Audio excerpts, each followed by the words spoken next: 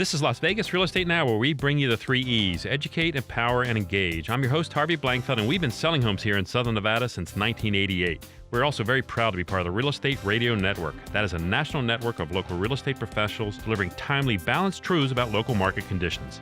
And we also have Tracy Ruccia from Equity Title. Tracy's the president. She's been doing that stuff for 32 years.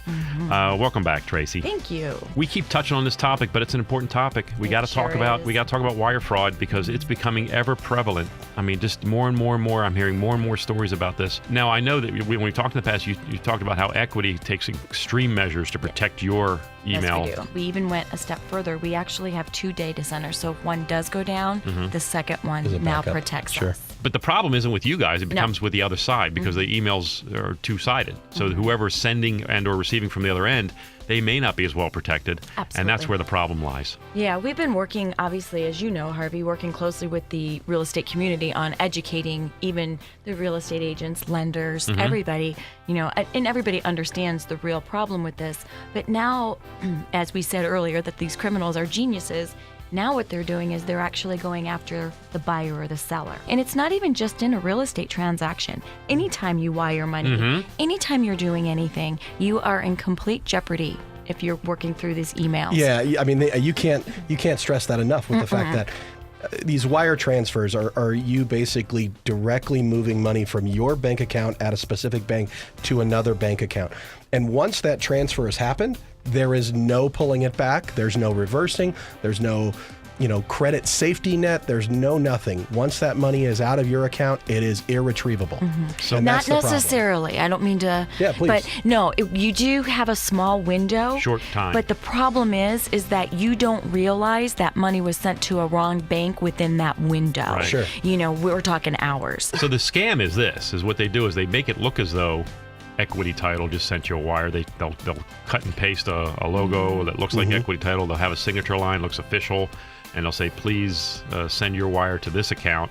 And the unknowing buyer or seller sees that, oh, good, here's the account information. They take it to their bank, and they send the money off to that account. Well, that never did come from Equity Title. No. It came from somebody else who's stealing that money from you. So what we recommend is that whenever you see any kind of wiring instructions come your way, you make a phone call. Absolutely. Not to the phone number on the email you just got.